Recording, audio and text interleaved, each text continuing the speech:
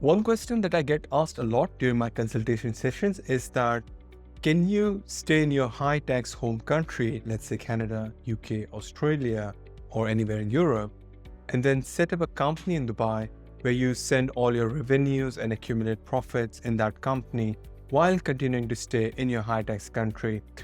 In this scenario, will you be able to benefit from the low tax jurisdiction that Dubai has to offer?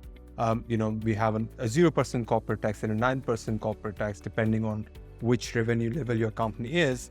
But can you benefit? Let's say the company qualifies for the 0% corporate tax in Dubai, but does that benefits you as the owner of the company while you're continuing to stay in your high tax country?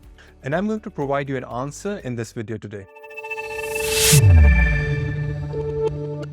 Before we start, my name is Shiraz Wahid, and I have helped more than 100 entrepreneurs move to Dubai and reduce their taxes legally. And if you want my help in doing the same, then you can go to setuphero.com/call and book a one-on-one call directly with me. Now, coming back to the topic, if you set up a company in Dubai and you're continuing to stay in your high tax country, most of these countries' tax system works in a way that you won't be able to take benefit of the low tax of your company in Dubai. The reason being that if it's the HMRC in the UK, ATO in Australia, or CRA in Canada, or IRS in the US, what they do is they classify your offshore companies as a local company. So, what they would say is that if you are continuing to be a tax resident in that country, you have to, at the year end, in your annual tax filings, declare all your international companies as well, and then pay profits on those companies to your country as if it was a local company. Now, this rule is called Controlled Foreign Corporation, the CFC law, and it comes under the OECD, an organization that works on the economic cooperation between different countries. And perhaps this is the same corporation based on which UAE had to implement a 9% corporate tax. Because if we would not be doing that, it would become harder and harder for us to do business with Western economies, to do banking, to do trade in Europe, in North America. So that is why this cooperation, it ensures that there is a certain level of tax and financial hygiene being maintained between the different countries. Okay, so under that CFC law, you are required to declare all your international companies. So let's say you have a US LLC, or you are an Australian person, but you have a US LLC and a UK limited company. Let's say you have an e-commerce brand and selling in both of these countries. You have to declare that to your tax authority, that would be the ATO in Australia, and then pay a tax under the CFC law. Now, the tax is between 10 to 15%, depending on how the company is structured and how the local laws are being applicable to it. But if you consider the cost of maintaining those legal aspects of hiring international tax lawyers, making sure your tax filings are being done in a way that are compliant locally, the marginal tax benefit is not a lot.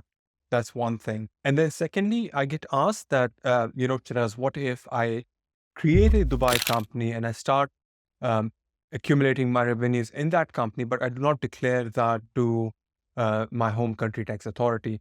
While what happens is that you are required by the law to declare the company and then pay taxes on that company.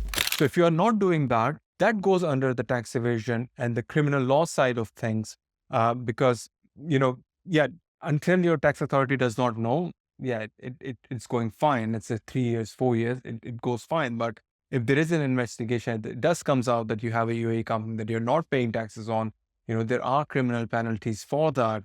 So it's not advisable that you set up a company and you don't declare that. If you really want to take benefit of the low tax jurisdiction of Dubai, I would recommend, as I structure for all my clients, is to get a UAE residency, move here, declare yourself a non-tax resident in your home country, cut off the primary ties with that country, so that you're no longer eligible or liable for paying taxes in that country. So if you want to take benefit of the Dubai tax system, you have to do it properly. Otherwise, you get into legal troubles. Now, one more solution that I hear from people is that, okay, so maybe I'm not the owner of that company, Maybe it's my family, maybe it's my brother, my parents, my sister.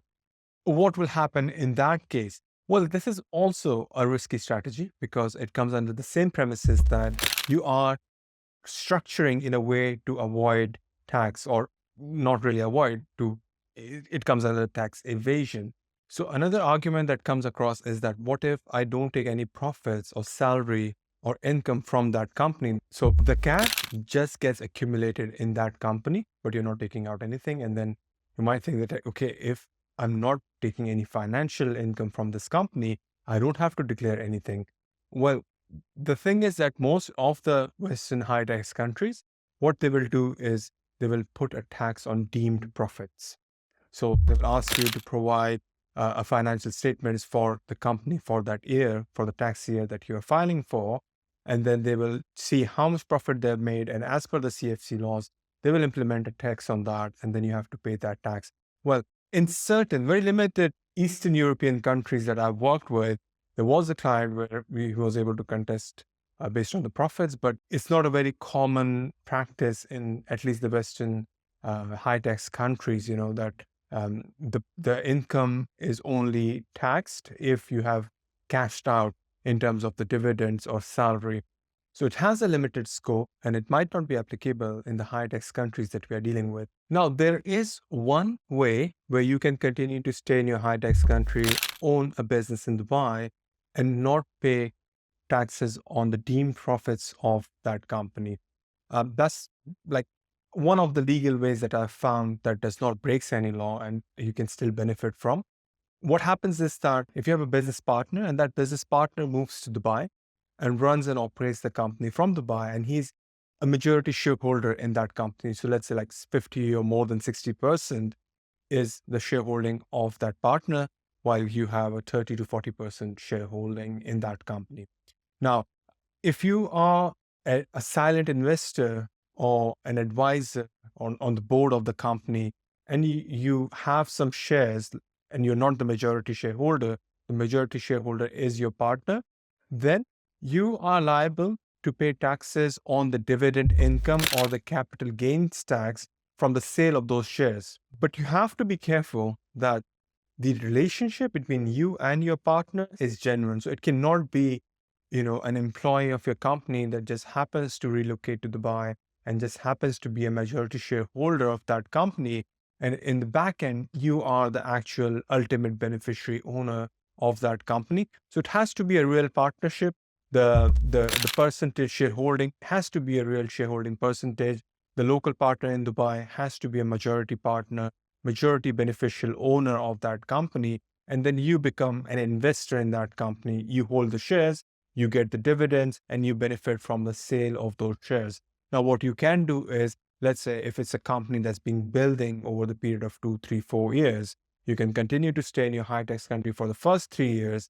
And then once there is an exit that is coming in the next 1 or 2 years, you can then exit from your high tax country, move to Dubai, make sure that you have declared yourself a non-tax resident in your home country. And then once the sale of that company is happening, you can sell your shares, take all your profits in terms of the sale of the share, of course, and then not pay any capital gains tax to your home country or to Dubai.